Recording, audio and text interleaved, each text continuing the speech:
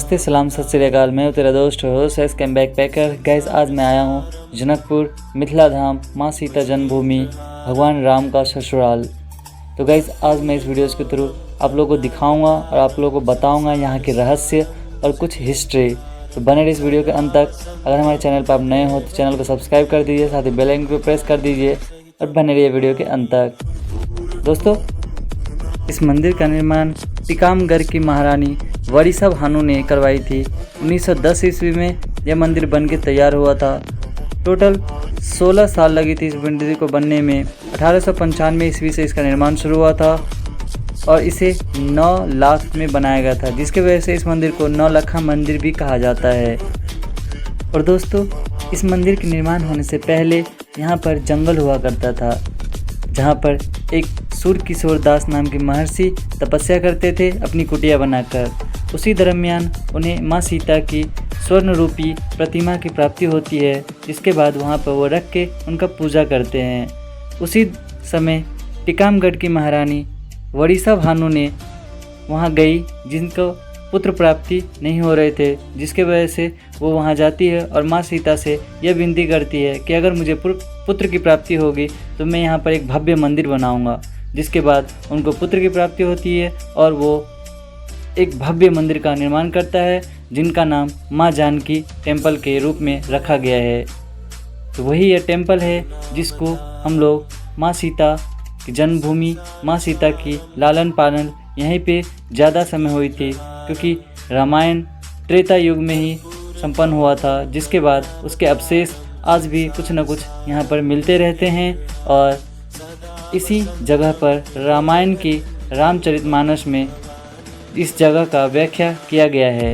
इसी जगह पर राजा जनक के साम्राज्य हुआ करते थे, राजा जनक का महल हुआ करते थे, जहाँ से महाराज जनक अपनी शासन चलाते थे और माँ सीता अपनी ज़्यादा से ज़्यादा समय यहीं पे व्यतीत अपनी बचपना संपन्न करी थी। तो दोस्तों, यही थी कुछ यहाँ के रहस्य और यहाँ की कुछ कहानियाँ। और दोस्तों, ये जो आप बाग देख रहे हैं, इसके आँख में हीरे लगे थे, जिसको चोरी कर लिया गया। और ये म्यूज़ियम है जहाँ पर माँ सीते की ज्वेलरी, आभूषण जो खुदाई के दौरान या फिर अवशेष के रूप में मिलते रहते हैं, जिनको यहाँ पर धरोहर के रूप में रखा गया है। और उनके कलाकारी जो हमारी मिथिला पेंटिंग है, वो पूरा विश्व फेमस है। अच्छे तरीके से दीवारों पे बारीकी से किया गया है, जो देखने में मनमोहक लगती है। और दोस्तों, माँ सीता की लाइफ स्टाइल, जो उनकी जीवन शैली हुआ करती थी, उनको अच्छा से दर्शाया गया है वहाँ पर, ताकि लोग देखें और मनमोहक होकर माँ सीता का ज़िंदगी से रूबरू हो सके।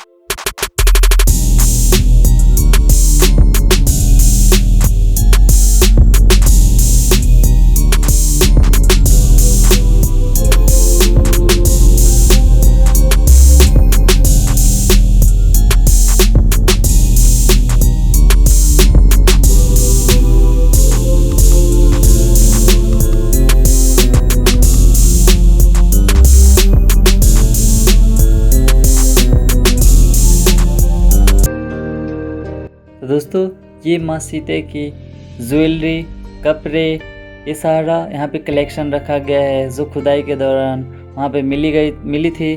और इसे लोगों को देखने के लिए एक धरोहर के रूप में रखा गया है, जो माँ सीता अपनी बचपने में पहना करती थी।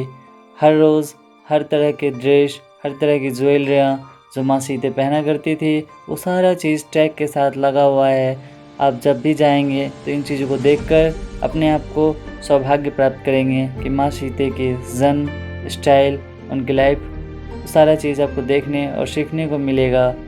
तो आप भी जब कभी मौका मिले ज़रूर जाए, माँ सीता का दर्शन करें और उनकी लाइफ स्टाइल कैसी थी वो जाने।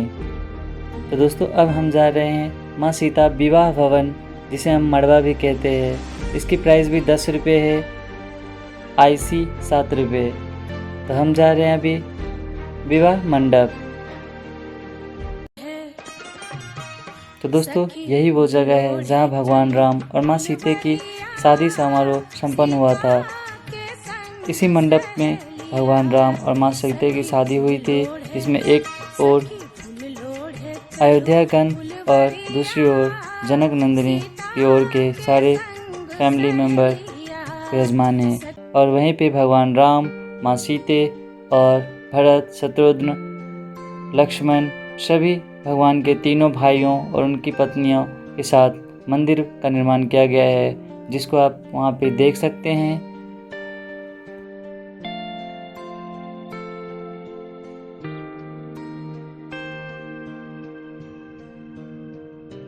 तो दोस्तों विवाह भवन के समीप ही एक गार्डन है, जिसमें माँ सीता फूल लोड़ने के लिए आया करती थी, फूल तोड़ने के लिए और पूजा करती थी। और यहीं पे जो संत थे उनकी भी प्रतिमाएं लगी गई है, जो माँ सीता की पूजा करते समय अभी देहांत हो गया। दोस्तों अब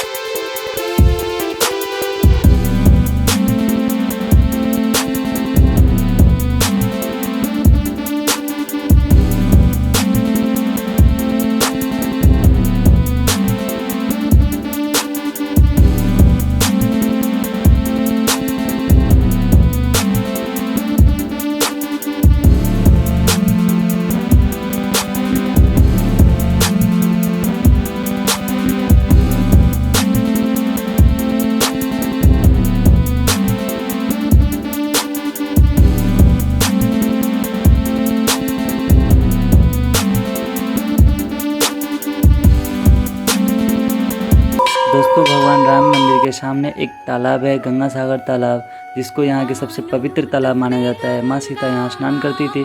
ऐसा माना जाता है कि लोग सच्चे मन से यहाँ पर स्नान करते हैं तो उनके पाप सारे दूर हो जाते हैं। और रोज़ शाम यहाँ पे आरती होती है, जैसे काशी मथुरा में यहाँ गंगा जी की आरती होती है। तो अभी जब भी जाए तो ज़रूर आरती में शामिल हो, आपके मन को शांति मिलेगी।